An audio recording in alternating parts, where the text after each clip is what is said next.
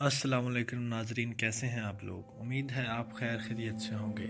ناظرین، نئے آنے والے صارفین سے گزارش ہے کہ ہمارے چینل انسنی تاریخ کو سبسکرائب کریں، ویڈیو کو لائک کریں، ویڈیو پسند آنے کی صورت میں دوستوں کے ساتھ شیئر کرنا مت بھولیں۔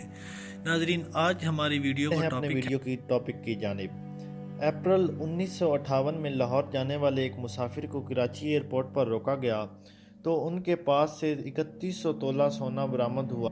ناظرین، کراچی کسٹم کے حکام نے جب پریس کانفرنس میں بتایا کہ انہوں نے 2000 تولہ سونا ضبط کیا ہے تو پولیس کی تحویل میں موجود اس مسافر نے ان کی تصدیق کی کہ 2000 تولہ سونا نہیں بلکہ 3100 تولہ سونا تھا۔ یہ شخص جلد ہی جیل سے رہا بھی ہو گیا اور صرف 5 ماہ کے بعد ہی قصور کے قریب واقع ایک سرحدی گاؤں میں نمودار ہوا، جہاں اسے امرتسر پولیس سے بچنے کے لیے سونے کی 50 اینٹیں چھوڑ کر فرار ہونا پڑا۔ 6 سال بعد یہ شخص دلی پولیس کی گرفتاری سے بچنے کے لیے اس بار وہ منظر عام پر آیا جب وہ چاندنی چوک میں موتی بازار کے ایک تاجر کے ساتھ سونے کا معاہدہ کر رہا تھا۔ یہ شخص تو پولیس سے بچ نکلنے میں کامیاب ہو گیا، لیکن اس کا ایک ساتھی پکڑا گیا اور پولیس نے اس سے سونے کی 44 اینٹیں بھی برآمد کر لیں۔ ناظرین، لاہور سے نکلنے والے ایک اخبار نے سن 1977 میں اس شخص کے کچھ ایسا بیان کیا: گولڈن مفرور، ایک غیر معمولی شخص، بھیس بدلنے کا ماہر اور لومڑی جیسا مکار۔ اس شخص کا نام پاکستان اور انٹرپول کی فہرست میں شامل تھا اور یہ اکثر دلی، دبئی اور لندن کا سفر بھی کرتا تھا، اور یہ شخص کوئی اور نہیں سیٹھ عابد تھے۔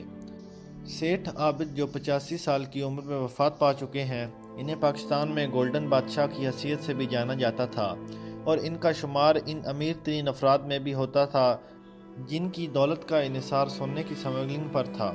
سمگلنگ کے کاروبار میں سونے کا بادشاہ بننے کے لیے کسی بھی سرحد کے آر پار اپنے نیٹ ورک قائم کرنا ہوتے ہیں اور ریاستی اشرفیہ اور سرکاری ملازمین کے ساتھ تعلقات بھی قائم کرنے ہوتے ہیں۔ اس کے علاوہ معاشرے میں اپنا مقام قائم کرنے کے لیے اخلاقی بنیادوں پر خیر سگالی کا ایک وسیع نظام بھی قائم کرنا پڑتا ہے۔ ناظرین، سیٹھ عابد کا عروج پاکستان اور انڈیا کی سرحد کی تشکیل کے ساتھ ہی آیا۔ وہ قصور کے سرحدی علاقے میں پیدا ہوئے اور وہیں پلے بڑھے۔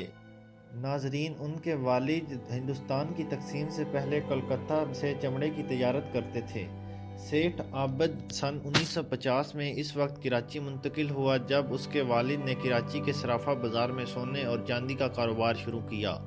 کچھ ایسے ہی ماہی گیر جو دبئی سے کراچی سونے کی سمگلنگ کرتے تھے، ان سے ملاقات کے بعد سیٹھ عابد نے سونے کی سمگلنگ کا دنیا میں قدم رکھا۔ 50 کی دہائی کے اختتام تک انہوں نے ایک ماہی گیر قاسم بھٹی کے ساتھ مل کر پاکستان میں سونے کی سمگلنگ میں اپنی اجارہ داری قائم کی۔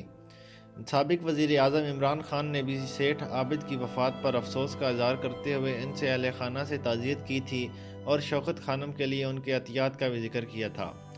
ناظرین، سیٹھ عابد کا شمار ان سمگلروں میں ہوتا تھا جو پاکستانی تناظر میں سونے کی سمگلنگ اور سمگلنگ کی معیشت میں انتہائی اہم تھے۔ ان کی طاقت کراچی کی بندرگاہ، پنجاب کی سرحد، حکومتی انتظامیہ اور سیاسی حلقوں میں تو موجود تھی، لیکن وہ سرحد کی دوسری جانب اور اس کے بھی آگے سے کام سر انجام دیتے تھے۔ لندن، دلی اور دبئی میں عبوری رابطوں کے ساتھ سیٹھ عابد نے 1950 سے 1980 کے دوران انڈیا کی سونے کی سمگلنگ پر قائم اجارہ داری کو ختم کر دیا۔ سیٹھ عابد یہ تمام تر صلاحیتیں 1950 کی دہائی کے آخر میں حاصل کر چکے تھے۔ ناظرین، جب ان کا سمگلنگ کا نظام انڈیا، دلی اور کراچی میں ایجنٹس کی توجہ اپنی طرف مظلوم کرنے کے اور پاکستان اور انڈیا کے مابین پنجاب کے سرحدی علاقوں تک پھیل چکا تھا، ابتدائی طور پر یہ نظام قریبی رشتہ داروں کے نیٹ ورک پر مشتمل تھا۔ ان کے بھائی حاجی اشرف، جو بہت فراوانی سے عربی بول سکتے تھے، دبئی میں مقیم تھے، جبکہ ان کے داماد غلام سرور اکثر و بیشتر دلی جاتے تھے اور ان کے سونے سمگلر پر حربِ سالار سے ملاقات کرتے تھے۔ سیٹھ عابد کا نام پہلی بار انڈین پریس میں اس وقت سامنے آیا جب سن 1963 میں ٹائمز آف انڈیا نے خبر دی کہ پاکستان کے گولڈ کنگ کے انڈیا میں روابط ہیں، جبکہ ان کے بہنوئی کو دلی میں سونے کی 44 اینٹوں کے ساتھ گرفتار کیا گیا ہے۔ برٹش ایئر ویز میں کام کرنے والے چارلس نے سیٹھ عابد کو برطانیہ میں سہولت کار فراہم کیے تھے۔ ناظرین، سیٹھ عابد ہر برس حج پر بھی جاتے تھے اور اس کے ساتھ ہی عرب شیخ آپریٹر کے ساتھ اپنے تعلقات کو بہتر بناتے۔ جبکہ ان کا سمگلنگ کا کاروبار مزید وسیع ہوتا گیا اور انہوں نے پنجاب کے سرحدی علاقوں کے دیہاتوں میں رہنے والے کچھ ایجنٹس کو سونے کی سمگلنگ کی فرنچائز دی، جن میں نمایاں طور پر گڑکی، دیال اور اوان کمیونٹی کے لوگ شامل تھے۔ ناظرین، سیٹھ عابد کی درجنوں حریف تھے، لیکن کسی کے پاس بھی ان جیسی صلاحیتیں اور سرمایہ نہیں تھا۔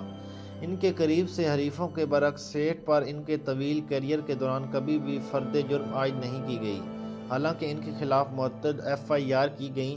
1950 اور 1960 کی دہائیوں میں دنیا بھر میں سیٹھ عابد کی سمگلنگ کی تجارت نے فروغ پایا، جس میں کبھی انہوں نے ریاست کی سرپرستی سے بھی حاصل ہوئی، اور لاہور، کراچی، دبئی اور لندن میں سرمایہ کاری اور رساسوں کی بدولت انہیں پاکستان کے سب سے زیادہ دولت مند لوگوں میں شامل کیا گیا۔